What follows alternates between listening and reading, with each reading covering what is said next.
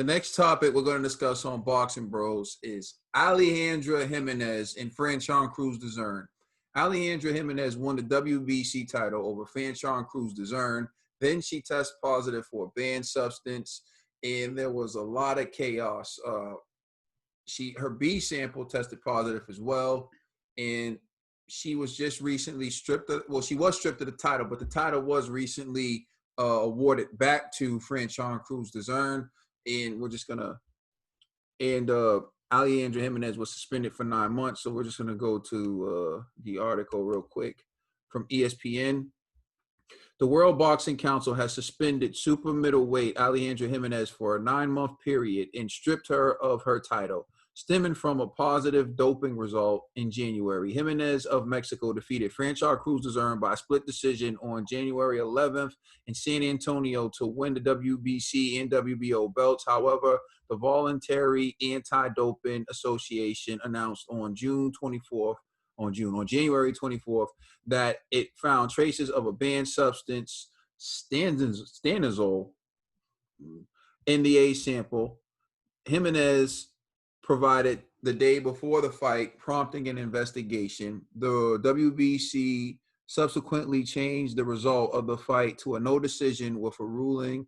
Franchon Crews-Dezurn was restored as the WBC super middleweight champion, a title she first won in 2018. The WBO stripped Jimenez of the 160-pound title in March and restored Franchon Crews-Dezurn as champion. So the WBO did this in March, and the WBC is just doing it now.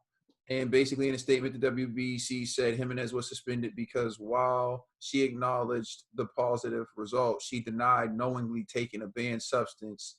Her suspension ends October 21st. So I'm going to start with G on this one. Oh, man, I'm telling y'all, the more and more we do these segments, the more and more I'm like, the WBC stands for We Be Crooks, We Be Corrupt, We Be the Boxing Cartel, and these are just more and more examples. Like, clearly you knew she failed. Y'all should have reversed it a long time ago. And then on top of that, y'all finally made a decision to reverse that ruling. But the suspension, it'll only till October.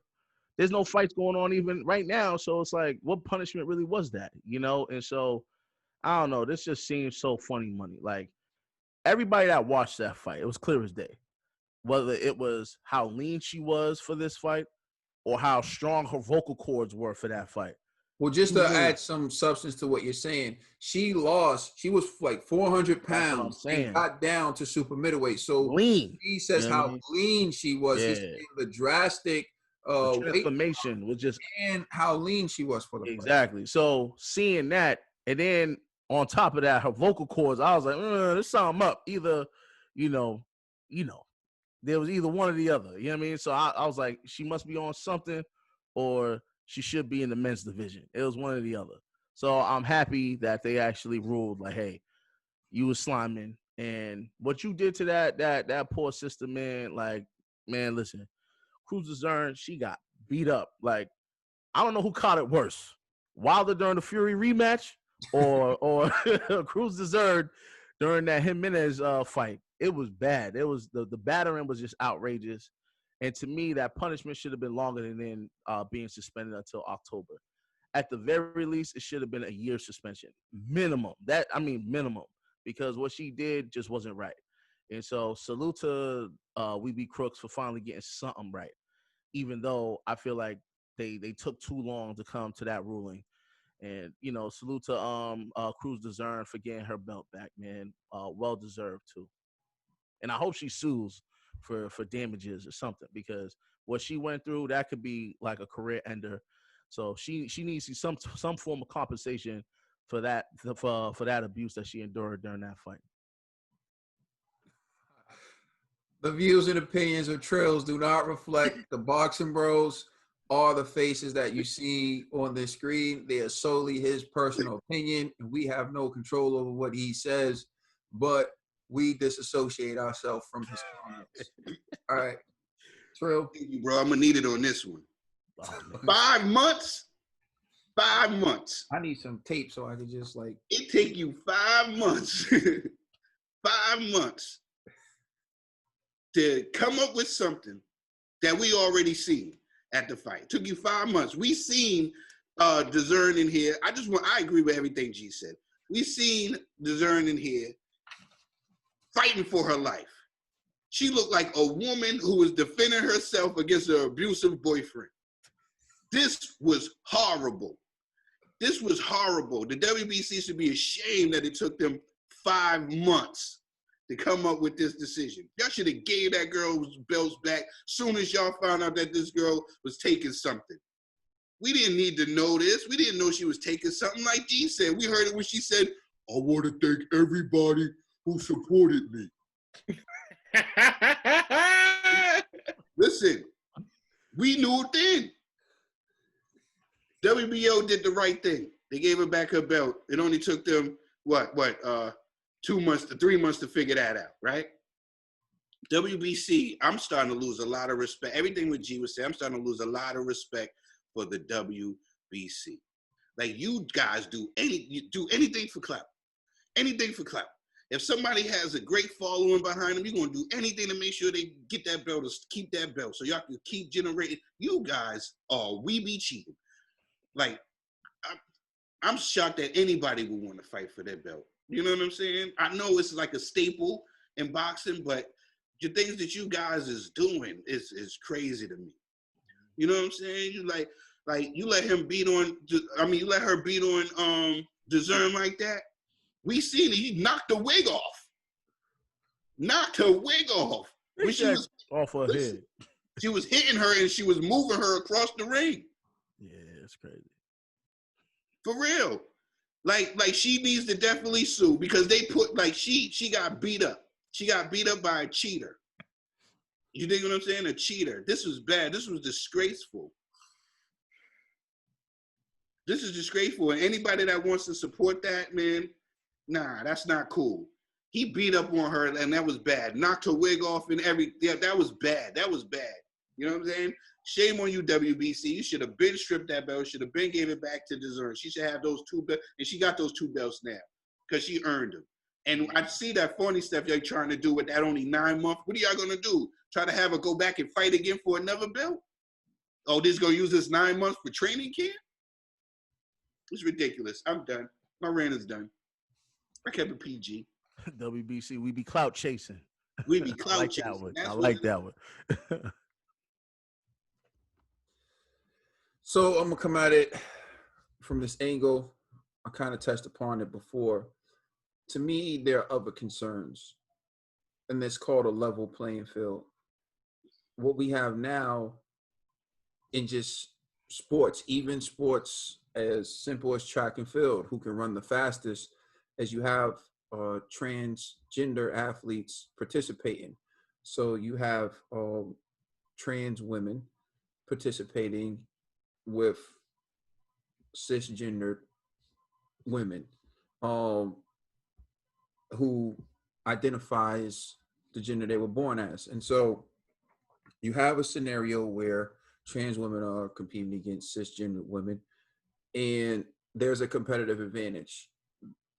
You can look up some of the stuff on YouTube that break it down, but even trans women taking hormone or undergoing hormone therapy and taking medication, they still have testosterone levels that are 3 times higher than cisgender women. So it gives them a competitive advantage. And I believe when men agree to fight one another, men enter a contract to fight another man, we are men. Our testosterone levels are what they are. And so there's no danger there. But the reason why they separate men and women athletics are due to testosterone levels and the physical differences between men and women. And so if a cisgender woman is fighting a transgender woman, I believe that's something that should be made known before the fight starts for something that's called assumption of risk, right? If you're going to ride go-karts, if you're going to go on if you're gonna ride go-karts, if you're gonna go skydiving, if you're gonna do any activity that requires you to that could possibly injure you, they usually ask you fill out a waiver, meaning you assume the risk that comes along with doing this activity. Like boxing, right? You can die in the ring, so you sign a waiver assuming the risk. You consent to being punched in the face, you consent to a battery, and you assume the risk of what happens during that fight. Now, if you thought you were fighting another cisgendered woman and you weren't, you can't assume that risk, right? So to me, this is a bit deeper. I think there needs to be hormone testing, chromosome testing, before the fights now to protect women's boxing. And Franchon Crews-Dezurn was calling for VADA testing, but women's boxing didn't have the money, is what they said. But it's important that women's boxing have chromosome testing, in that they test testosterone levels, in that they explain up front whether it's a trans woman or a cisgendered woman about to enter into the fight. In that way, people can assume the risk up front. So Franchon Crews-Dezurn can be fully compensated for the fight that she's about to enter into. Maybe Franchon Crews-Dezurn says, I'll still take this fight, but because she has triple testosterone levels, I want triple the salary. So now she's fully compensated. And people need to know the risk they're taking before they step into the ring. And I think Franchon Crews-Dezurn was done wrong. She took a beating that could have been avoided, because even in that article, it says that she provided that sample before the fight.